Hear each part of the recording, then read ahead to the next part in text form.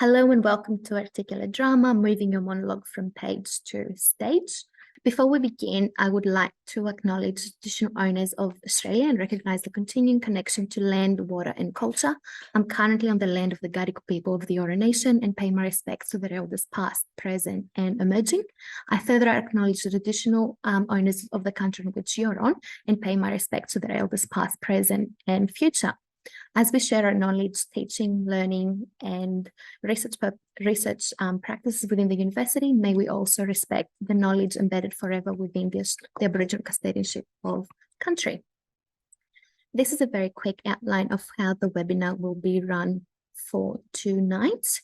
Tonight's webinar is delivered in partnership with the Discipline of Theatre and Performance Studies, and we couldn't have done it without Dr. Paul Dwyer, Chair of Discipline, Jimmy Dalton, Director and PhD candidate, as well as Apsara Lindeman, who is an actress and a current student. Paul, over to you at the Rex Crampon Theatre Research Studio. Hello, thank you very much, Joyce, for that introduction. I'm Paul Dwyer, so I'm an academic researching and teaching performance. I'm also a professional theatre maker. I'm delighted to be here with one of our best and brightest undergraduate students, Apsara Lindeman, also a wonderful actor. I think, Sarah, you're getting close to the end of your degree, aren't you? Third year? Yeah, one more year. One more year? Yeah. Okay, good. And then you'll come back for honours? Absolutely. Okay, good. So Sarah's majoring in theatre and performance studies. She's also doing a double degree, so there's media and communications in there as well. And Jimmy, my fantastic PhD student, you did your undergraduate here quite some time ago, didn't you? I did, yes. Yep. Yeah, like a month ago. Yeah, or maybe six months ago. Okay. And then Jimmy's now close to finishing his PhD. In between times, he trained at NIDA as a professional theatre director, and it's in that capacity that we've asked him to come in and work with Sarah today. I guess I would just say in putting together tonight's program, we've been very conscious of the fact that now is the time when HSC Drama students need to be making some choices about what you're going to do for your individual project. We know that a lot of you will be looking at the option of putting together a solo performance. I think that's what you guys both did. Is that Sarah? Can you remember what you did for your solo performance? Yeah, I did my IP in 2020, so it was first COVID year, which was fantastic. But I did an excerpt from Prima Facie, which I'd seen the previous year. Yeah. Okay, sounds something good. That really resonated. I should probably point out that show Prima Facie was rehearsed in this space. We have a partnership with Griffin Theatre and a lot of their shows are rehearsed here. Jimmy, can you remember back to your solo performance? So I didn't pick a script because I struggle memorising lines, and I decided instead that I was going to do a commedia dell'arte scenario and really invested in the physicality and researching there and made it up on, not on the spot, but I improvised to a structure, but that was my approach because, I admire your skill. I'm sure you both did very well. So, I mean, even that kind of gives you a sense of the range of possibilities with the solo performance thing. I think that what I really want to stress for tonight, though, is whether you are doing the solo performance option or whether you're doing the director's folio or one of the design projects, set design, costume design, lighting, promotional material, I think is the other one. Even if you're planning to write a script or make a video for your individual project for the HSC Drama syllabus, you need great skills when it comes to analysing a play text or a script that's adapted for performance. And I'm not just talking about a literary reading of a script. That often goes off into abstract philosophising about the themes. What we're talking about is a very practical examination of the text. You really need to be thinking about all the information that a writer gives you or hints at that's going to help you create a coherent dramatic world on stage. You will have received an email from Joyce via her FAST Partnerships email, but I think it's also going into the chat now. There's a learning resources booklet, and in there you will find we've included some excerpts from this excellent book.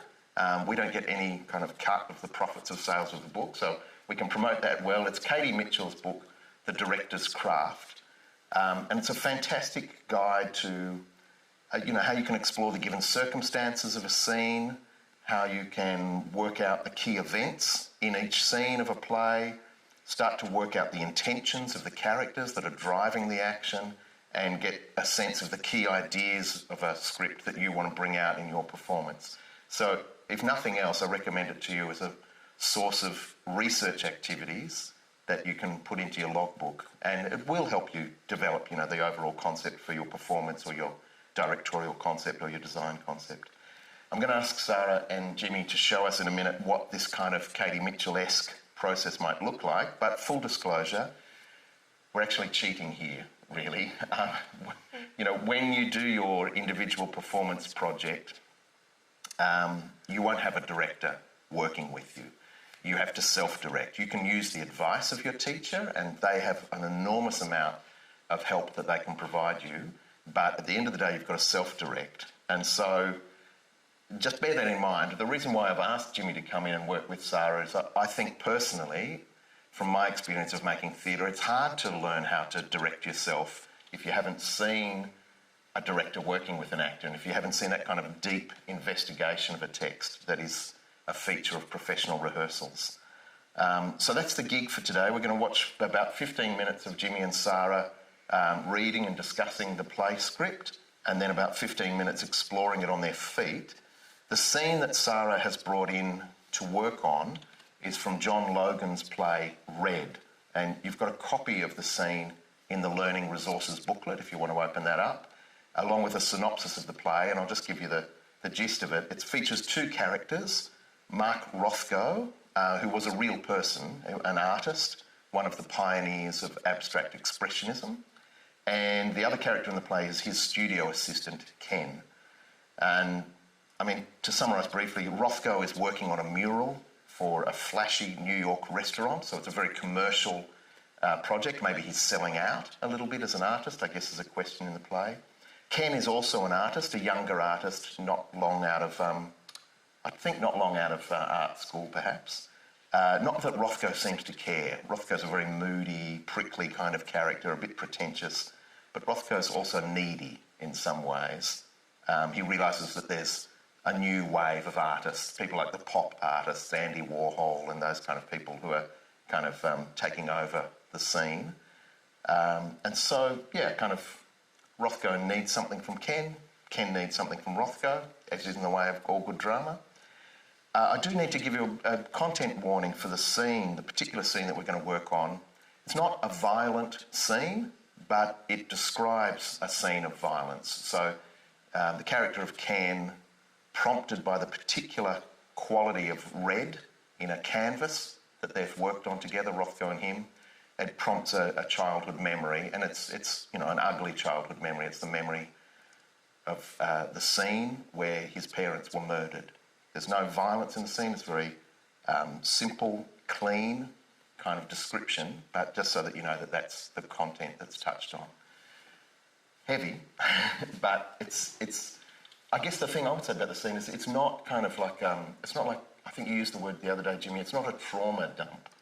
It's in context of the play. This description comes forward in a very kind of spontaneous way, but also a very controlled way. So let's get into it, and I'll hand over to you guys for that exploration of the text. Great, thank you very much, Paul. So what we're looking at here is, in table work, just some strategies for approaching the text before we're on the floor. The very first thing we'll start with is a cold read, and we're looking for a sense of what is happening on the page, but not loading it up with any emotion or telegraphing anything to an audience. Once we've done the cold read, we'll talk a bit more about the actual immediate scene itself. So that's, I know we're just jumping straight in, but Sarah, if you can take us through a cold read of the scene. What I'd like for you to focus on is ensuring that you're just giving yourself a moment, fraction of a second, to see the thing that's being described. But that's it. Okay.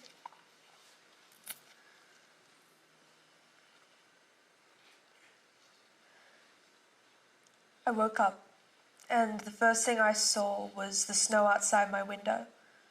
I was glad it snowed because it was a Saturday and I could go sledding.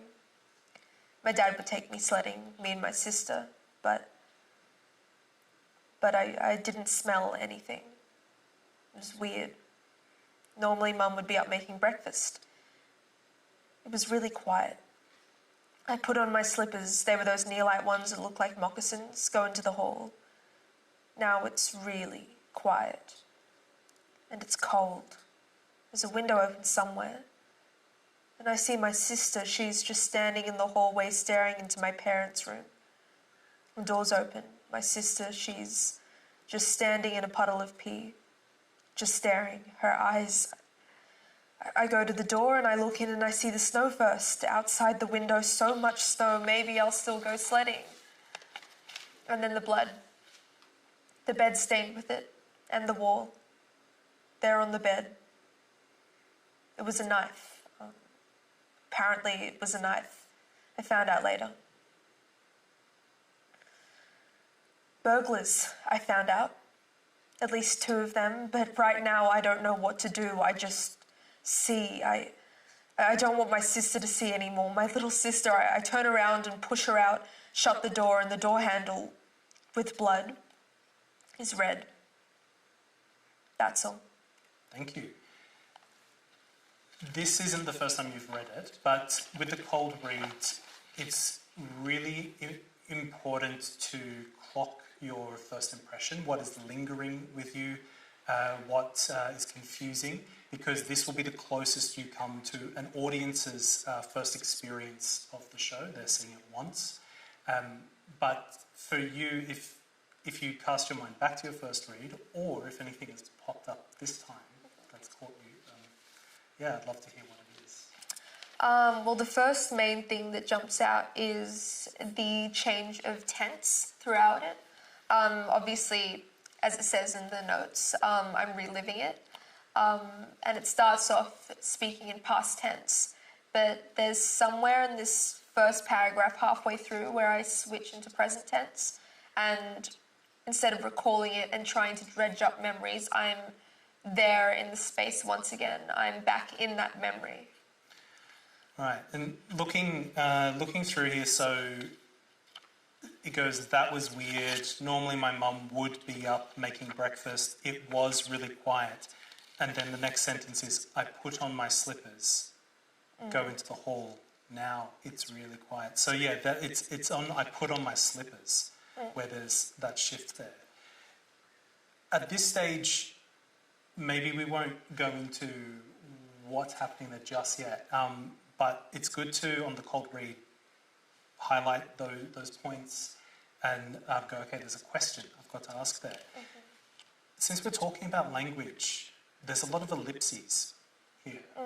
Some are ellipses, some are full stops, and there's also a use of beat. And for our viewers, a beat is, in this case, a rhythmic moment. Some playwrights will have it as a 3-second silence. Some don't time it, but it's a rhythmic moment and a shift often in action there. So with these ellipses, full stops and beats, what are you thinking? What are you interested in?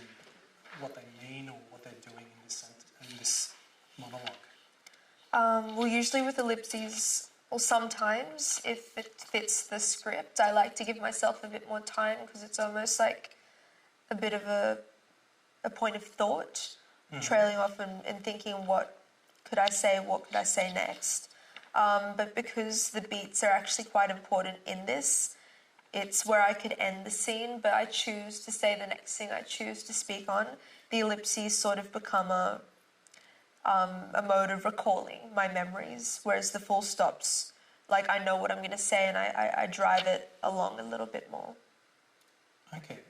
Can we just like to hear a little bit of that, if you don't mind, just to play around with this. So if we jump to the bottom of the page where it says, I go to the door and look in. So starting from there, take us just through to burglars I found out over the page. Okay. With your intention here is being very particular about what you've just been talking about, with the full stop, the beat, and what the ellipses are doing. Gotcha. I go to the door and look in and see the snow first. Outside the window, so much snow, maybe I'll still go sledding. And then the blood, the bed's stained with it. and the wall, there on the bed. It was a knife. Apparently it was a knife, I found out later. Burglars, I found out. Okay. What, if anything, did you notice in that run through? That I could have stopped at, apparently it was a knife, I found out later, I could have stopped there, but something in that beat just made me reflect on what I've just said and want to continue on to say, well, it was burglars, I found out, and continue my description. I think what's useful now as we'll shift into looking at this idea of questions and facts, because what I was about to ask is, what is that thing that is prompting you to continue on? But I think it's useful to sort of know what's happening in the scene, in the play, all of those elements there to draw on the answers. So when we're talking about questions and facts, this is something that Katie Mitchell was talking about, where you go through the entire play. And a fact is something that is not ambiguous. It is in the script. It's saying here, for example, the year is circa 1958, 1959. The place is Rothko's studio, which is in New York City, etc., etc. There's, you can find hundreds of these in a full-length play.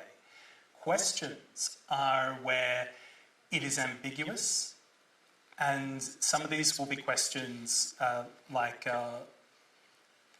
about the world, so what was happening in the US when Rothko emigrated there, but then about the character. Where did Ken paint? Where did Ken study? Where does he paint now? When does he paint? All of those kinds of questions. What Katie Mitchell talks about is you are looking for the answers, if not immediately in the text, you infer from the text, or you research into the playwrights, the lives of characters like Rothko, the history, rather than making up arbitrary answers, because there's something juicier when you find it like through digging deep down. So maybe if we talk a bit about some of the questions and facts that we've worked on earlier that have jumped out at you for this monologue. Well, even specifically just at that little excerpt we did, before the beat and after the beat, it's like, or a question arises, why do I continue to go on? Why do I feel the need to describe that? One of the questions we didn't actually talk on before, but that were raised is how much of his parents' murder does Ken remember before he sees that shade of red? And because this is a recalling, this visual is bringing up memories of his that he may have suppressed, I feel like that's why he continues to go on, because it's something that he remembered or sees as an important fact to share with Rothko. Mm-hmm. So this is a good segue into what Katie Mitchell calls the immediate circumstances. So the immediate circumstances are everything that has happened in the last 24 hours in the world of the play before this monologue here. And it will help people who haven't read the play get a sense of actually where this fits, what's driving this. So if we look over at some of the immediate circumstances.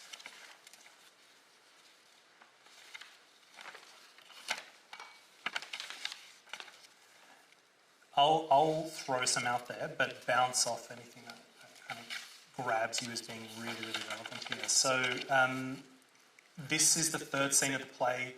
It's morning, 9 a.m. Ken has brought his painting to show Rothko for the first time, as long as Rothko is in a good mood. Ken was on a phone call with someone who's telling him what to do, and this is something that Rothko is often doing with him. You're also exhausted right now. Right. So what are the actions that you've been doing in that morning that have led to you being exhausted? I think just before this little monologue of Ken's, they've just finished painting this 6-foot by 6-foot canvas, a deep red, and I think the paint they used was actually mixed with a binder, so it was semi-translucent red or maroon colour, which means it took lots of layers to paint, lots of time to let the paint dry in between coats. And it's quite a big canvas, so it would have been exhausting. I've just finished this, and it makes me wonder just how easily emotions can well up when you are in such a state of exhaustion. Absolutely. And they've also been talking about all these big ideas. So Rothko's had Ken read The Birth of Tragedy. Yeah. And he's finally talking about it. They're talking about Jackson Pollock. And there's this idea, and this is what leads immediately into the monologue, is Ken's cleaning up, and he just happens to clock this painting, the red, and he's caught, and this tear comes to his eyes. And Rothko's going, what happened? What happened? Eventually, he says, what do you see? Well, what's the importance of this, what do you see, in the play and for the monologue? Well, this monologue is actually about halfway through the play, and this question of what do you see has been asked a number of times before that, but on a more superficial level about different colours of the paintings. Like, what do you see here, surface level? What do you see? Just tell me what you see as an audience member, as, aesthetically, what the painting looks like. Whereas this is the first time Rothko has seen such a profound emotional impact on someone based off one of his paintings.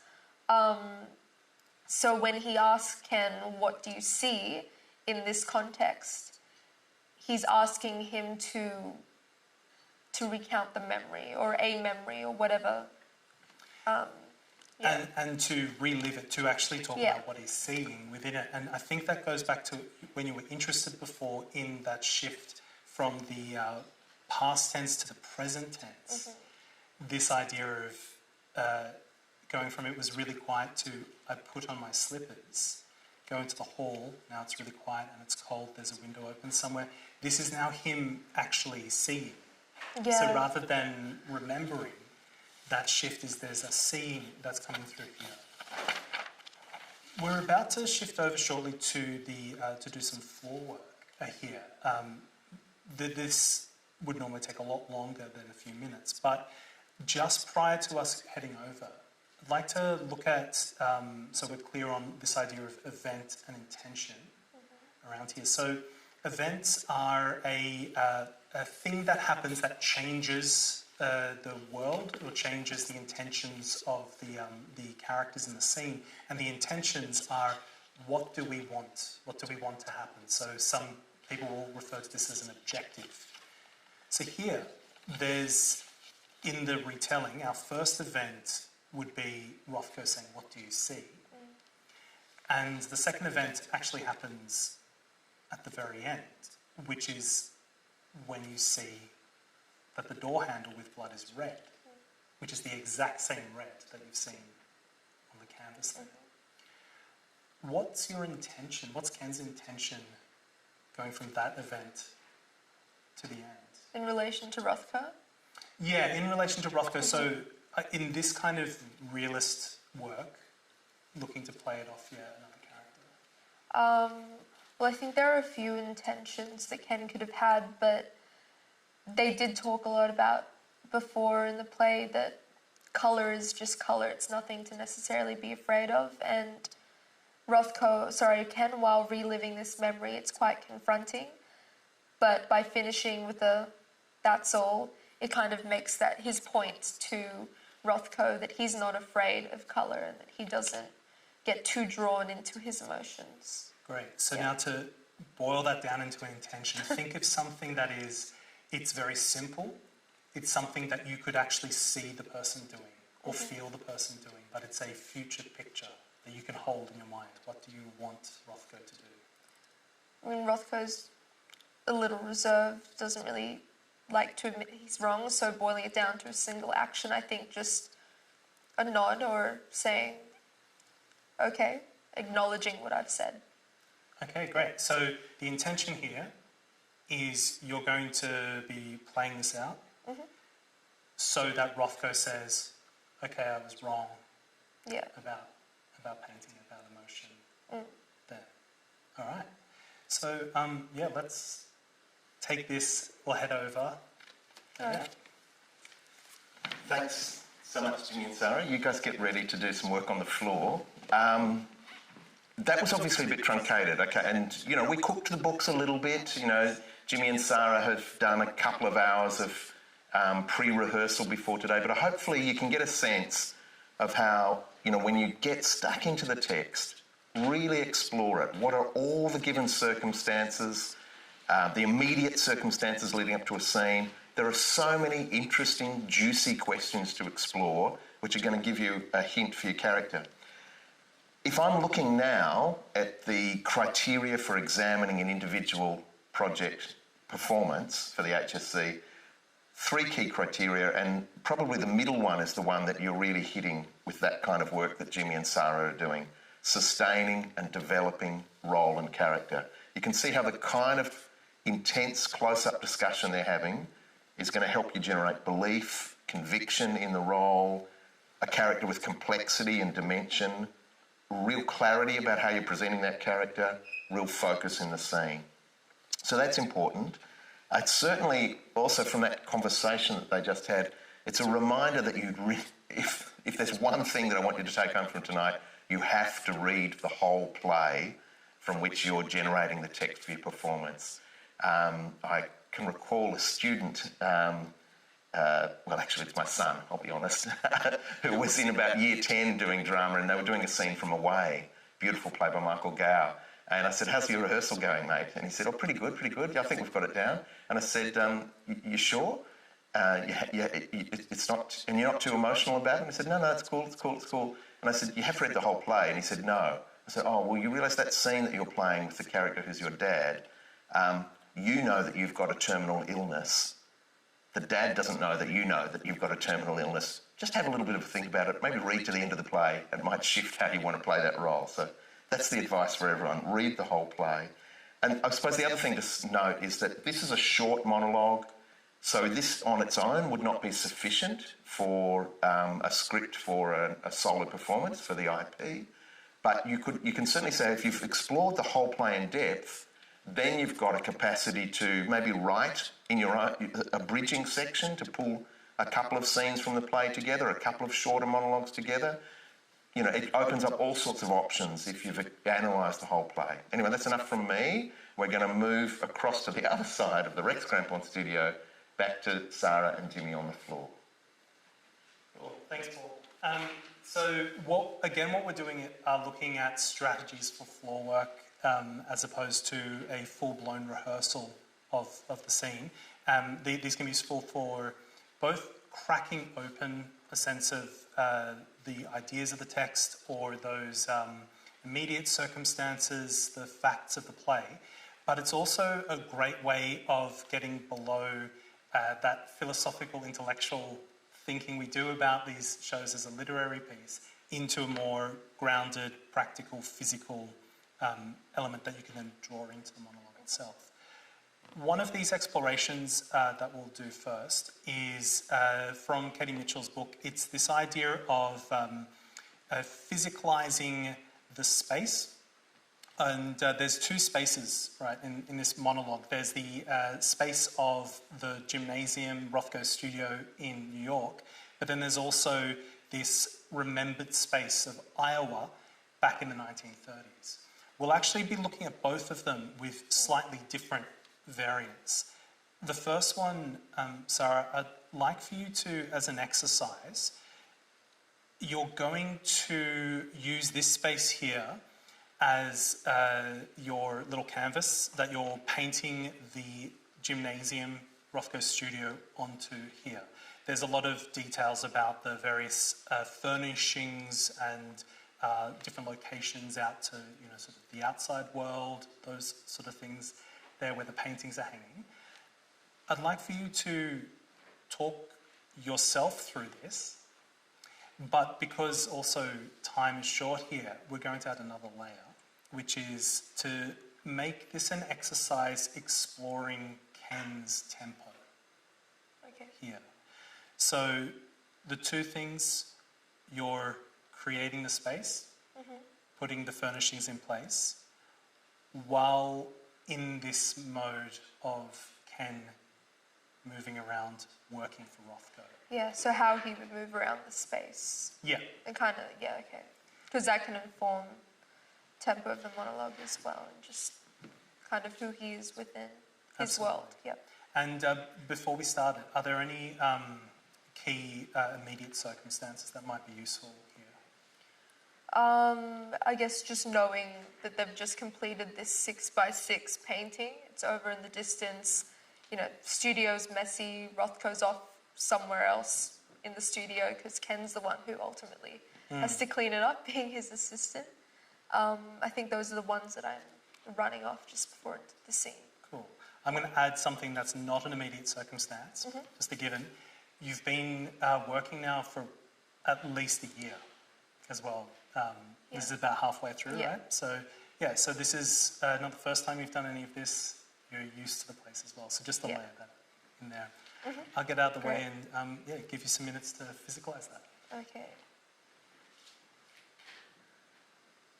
Do you want me to talk and describe what I see as I'm walking through the space? Yeah, describe, but don't feel like you have to be presenting it to Yeah. me necessarily, but Just having kind that. of talk about what I see and where Yeah. everything is.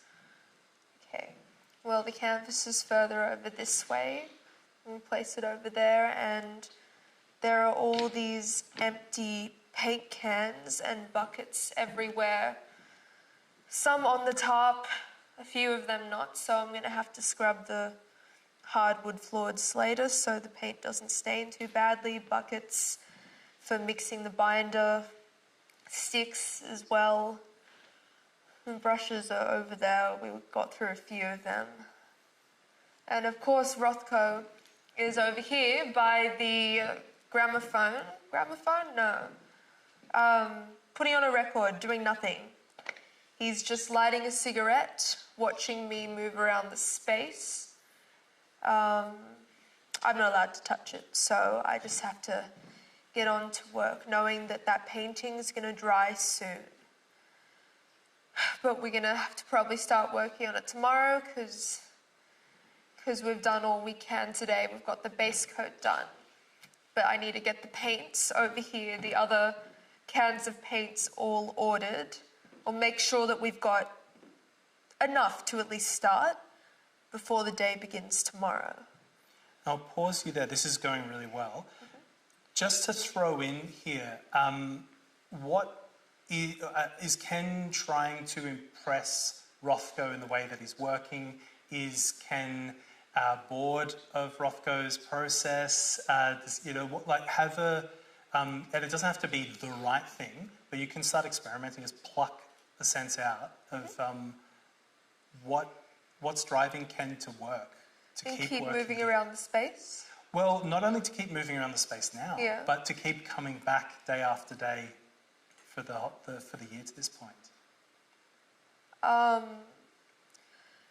He knows Rothko's not going to do anything, so he's the one who has to get it all ordered and organised before the next day. I think Ken has integrity. He's got a strong work ethic, so he glances around the space, sees what is where, what will still be used, what needs to be cleaned up, and the inventory that needs to be used later.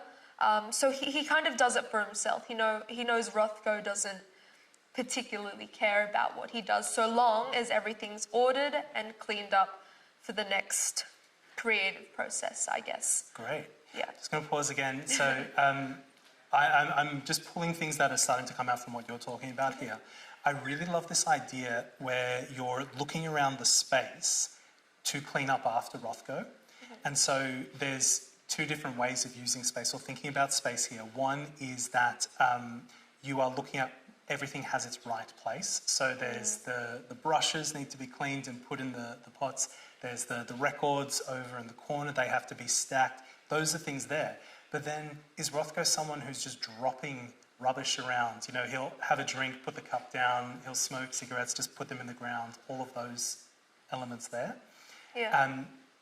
How does that change the way you scan the space, how you orient this space between the things that you expect to see that have to be put back in their place and the rubbish that could just appear anywhere that needs to be cleared up as soon as it appears? How does that change the scanning? I think Ken works in a pretty ordered way. He's an artist as well, but Rothko is an artist, so his attention is all over the place. If he's doing something but he realises he needs to work on the painting, yes, he will put down his cup of scotch. He will, chuck a cigarette butt on the floor, just knowing that Ken will clean it up later. So Ken has to take in the space as it is, but also be highly aware of all the little details that are around the space. Great. And to continue now, I'd like you to be picking up these ideas of you're looking around the space for the rubbish, making sure that Rothko's in check, but add in this layer as you're moving. So you don't need to talk to me anymore, but you're just in your own world. But adding in this layer that Rothko hates interruptions, Rothko hates loud noise. He needs his time and stillness there, but you also have to get the work done, and it has to be done quickly. Okay. So take a moment and then play around with this. Did you want me to be speaking as I do it, or just a silent miming as though Rothko doesn't want noise as I move about the space? Speak for yourself, so you don't need to tell us everything that's happening, but say what you see, so that it forces you to ground something visually in the space. Okay.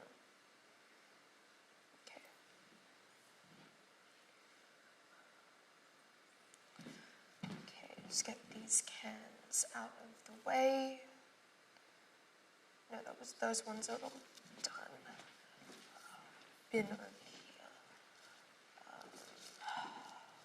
Needs to get these done.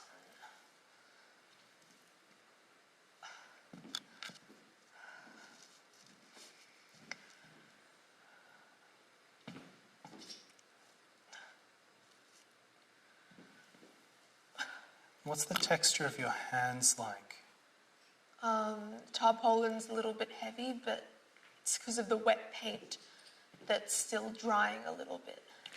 Doesn't need to be changed yet, but that can be changed later, so I've got the cans out of the way.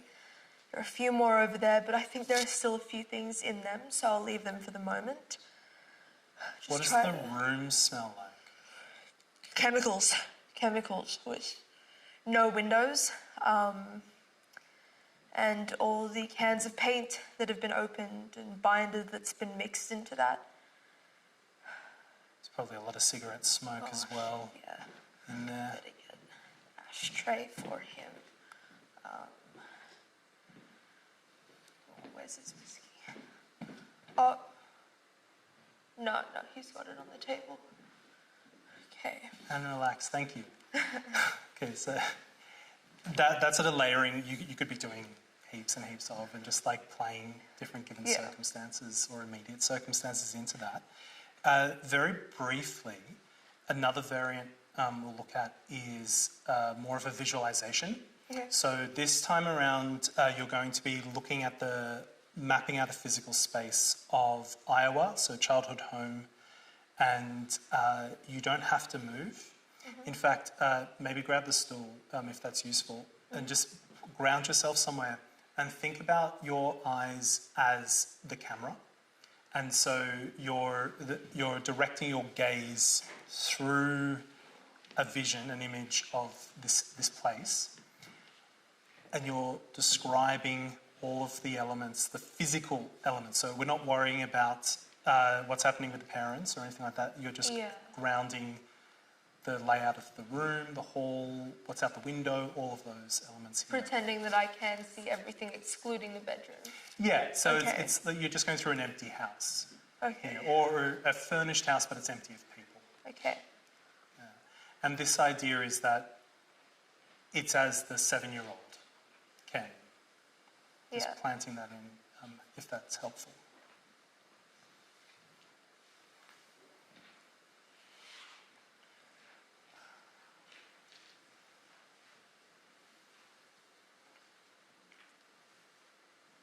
My window's to the right of my bed, and outside I can just make out the neighbour's house through the tree lines. You see, we live a little bit further out in Iowa, so you know, we don't have close neighbours per se, just acres and acres of backyard to play in. Tree line separates the houses, and lots of hills are created by the snow, which makes it perfect to go sledding down. Now I have my fun. Am I describing the house as though it's within the scene, what I feel, or just what the house is? Just what you see. Just what the house is.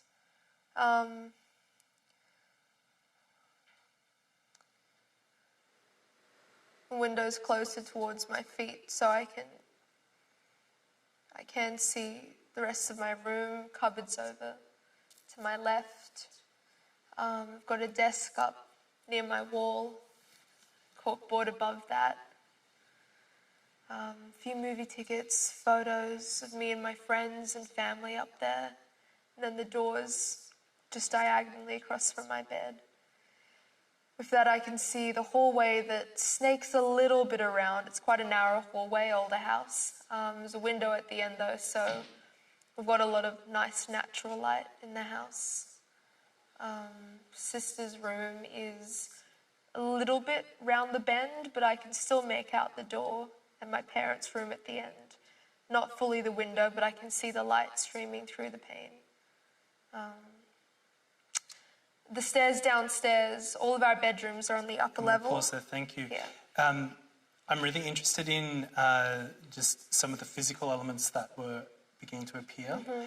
And again, we'll go through this very quickly, but when you were moving around the space and when you were sitting down, what did you notice about the physicality differences as you were talking, what you found yourself more prone to do, if anything? I found that I was very aware of, wasn't aware actually of what I was doing when I was moving around the space, because I was just kind of seeing everything that was in front of me and knowing the tasks that I had to complete. And it was more just get the tasks done. This is the last thing you have to do before you can relax. My body's aching, and just get stuff out of the way. Whereas when I was describing my old house, pretending that, I pretended that I was, sort of placed sitting upright in my bed where I could see everything. And you did this really lovely thing with your voice softened. There was a smoothness as you were in a familiar territory. Mm-hmm. And Yeah. you were sort of playing either with your hand or with your smock. Mm-hmm. And we're going to jump cut here because we'll just have a couple of minutes. I'd like to play with this idea of practicing the scene. Okay, yeah. And just to fold in some of these elements here. So wherever you're comfortable in the space, in the Rothko studio, I'd like you to just start going into the memory as it is in the monologue. You can make up words here. It doesn't have to be perfect to the script, but you're following the same structure. And I'd like you to play this idea of, I have a lot of cleaning to do. I need to be getting up. I've still got all this grease and paint on my hands. Yeah. And then I'm caught. And then take us through the child's place. So there's always this energy of, I need to keep going further into this child memory, but also I need to get back to work. Okay, so play into the scene. Play with that idea, just as an experiment. And this will be our final Okay, yeah, little that's fine. play on. Did you want me to use the cedars at all? Only if you want to. So it's up to you if you want to sit, if you want to stand, if you want to move. It's more of an experiment still at this stage. Okay, because Ken is on the go. I'll move it here for the moment. So you've been going around cleaning. All this stuff has to be done. Then, I forgot. What have I got to do? And then he asks you, what do you see?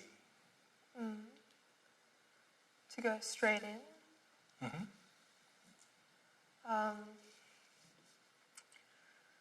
I woke up and the first thing I saw was the snow outside my window. I was glad it snowed. It was a Saturday and that meant I could go sledding. My dad would take me sledding, me and my sister. But And layer in, I'll interrupt sometimes, but layer in that sense of there's still some paint drying or grease on your smock. And so continue, but you're also just picking at that. But I didn't smell anything. And that was weird. I mean, normally Mum would be up making breakfast. And it was quiet. I went to the hall, put on my slippers, and now it's really quiet and cold. There's a window open somewhere. And I see my sister. She's just standing in the hallway staring into my parents' room. Her eyes just staring. My sister, she's standing in a puddle of pee. I go to her and I look into the room. I see the snow first, outside the window, so much snow. Maybe I'll still go sledding. Then the blood. The bed stained with it. The walls too. There on the bed. A knife. And we'll pause there, 'cause thank you so much. I know it's like cut. Yeah, that really, really lovely work there. I think the important thing to give yourself time for, and I'm talking to you or looking at you, but I'm not talking to people out there, but it's important to give yourself this time to experiment, to play and layer in elements there. Like, very briefly before we finish up, was there anything that caught you by surprise or anything new that you discovered in those floor work pieces back onto the script? I really liked being able to move from, the busyness of everything that's just happening, wanting to get things done, and then finding that moment physically where I notice that something triggers my memory in the painting. Yeah. It was really, I think that we hadn't seen that before, just the way that the physicality came in. So thank you very much for that, Sarah. No worries, thank you.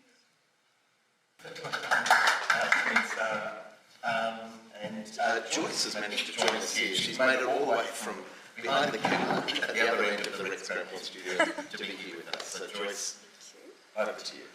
Thank you. I'll just quickly open up some Q&A. One of the questions that has come through, Paul, is Caitlin is asking, is there a good way to integrate a sense of anger or fear? As in a character who's so overwhelmed that they aren't thinking about the environment around them. Is there a similar process? Wow. I think I want to hand that question to Sarah and to Jimmy. But I mean, in broad terms, it makes me think of the old piece of advice about acting is you can't play the emotion. You have to play the action or the intention. Yeah. But what's your take on that? That's definitely one way to do it, but what drew me to this monologue in particular was its capacity for different layers of emotion, but sometimes playing against that. As Paul was saying, it can be difficult to just play the emotion that you read within the text because you want to really flesh out that character and what it means to them. So I'd say look for the layers so you can create a fully dimensional character. Yeah.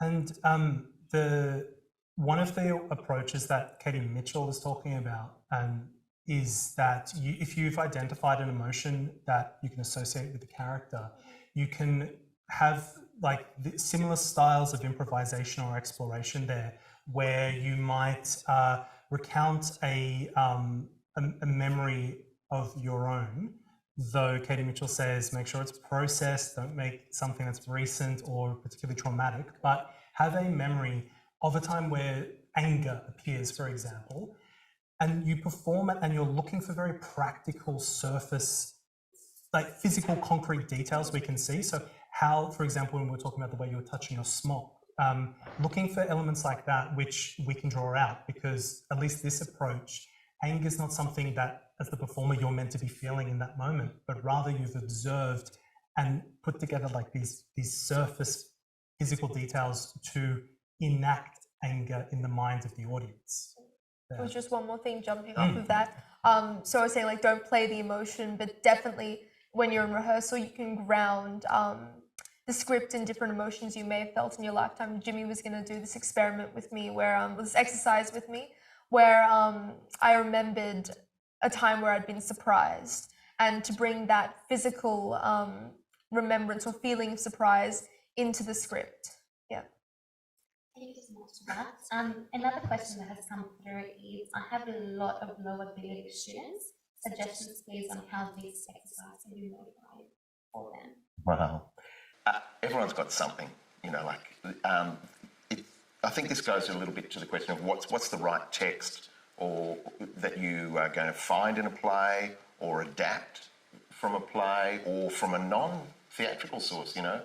You could be something a film screenplay or a novel or something. There's lots of different sources to go for the text, or like Jimmy, who said, look, I'm not great with words when he was a Year 12 student, said, I'm going to do a commedia dell'arte scenario and it will be semi-improvised. So you've kind of got to find what's a hook, what fits for that student, I think is a bit important.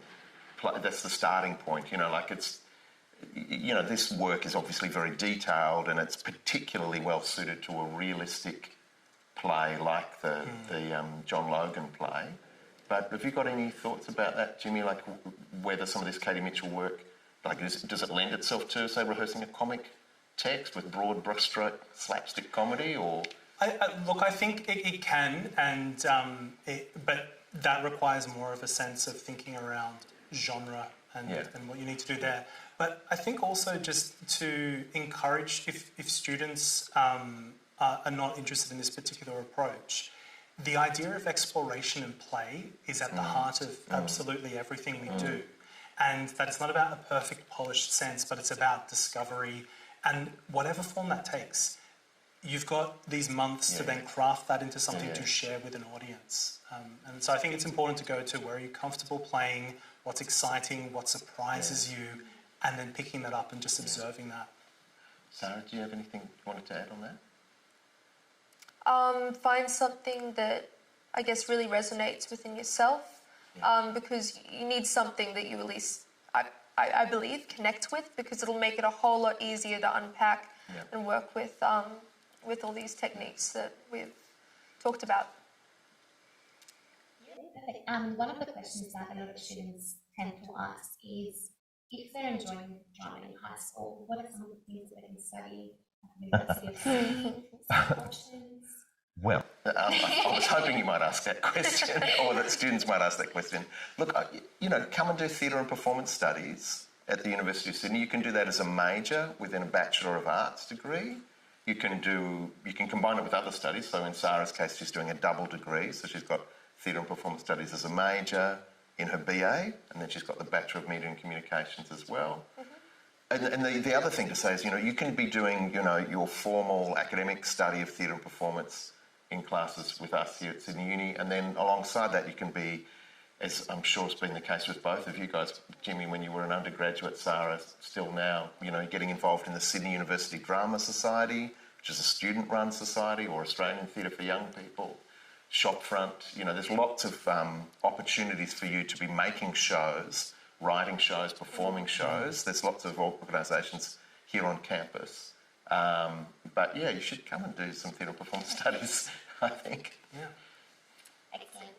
Alex is asking, can you please discuss the importance of balancing movement versus stillness when exploring a character in the space? So with what we were seeing here, I wouldn't necessarily say, great, this is what we're rehearsing to put on stage. As an exploration, it could be digging up all sorts of rhythms and shapes, physicalities, that you're then asking yourself, okay, well, ultimately we're always making performance for an audience, that is this going to be the clearest sense of guiding them through an experience? Is it going to affect them in a strong way, or whatever your purpose is, I guess. But if you've got just lots of movement, then it is going to feel like the same mess of things, whereas that shifting from movement and stillness is helpful at punctuating, drawing our attention in.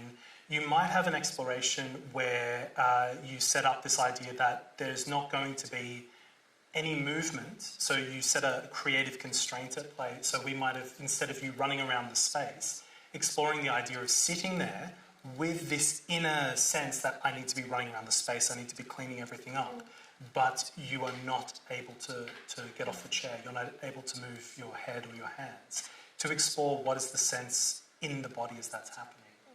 And those elements can be played with and tweaked with as you want to create that more textured experience and punctuate those moments. I mean, I think what you guys were doing, you know, when you were finding the events in the scene where the intention of the character shifts, then that's when you know, now's the moment where I could move, now's the moment where it's good to stay still. You know, I think that's how you find that, by having clarity about the structure of the scene. Yeah, and that just sort of brought to mind this idea that you play around in this way and you ask yourself, what is pushing me to move now? For what reason do I need to move, or am I just staying still? And those are really interesting moments to discover. And that's, the examiners are going to love that. It's written into the assessment criteria very clearly, you know, that there's a sense of structure and a sense of dramatic shape to the work. So, yep. Thank you so much. I think that's it in terms of questions. Thank you, and thank you to everyone that joined us. It was lovely to have this opportunity to give an experience like this. Thank you, Sarah. Thank you, Jimmy. Thank you, Joyce. Lovely to work with you. Thanks very much. We also have a newsletter that we send out every month to all of our subscribers, so this includes opportunities such as this, any other events, scholarships that are coming out, as well as professional development for teachers. So if you want to stay up to date with what's happening at the University of Sydney, please feel free to also send this QR code as well.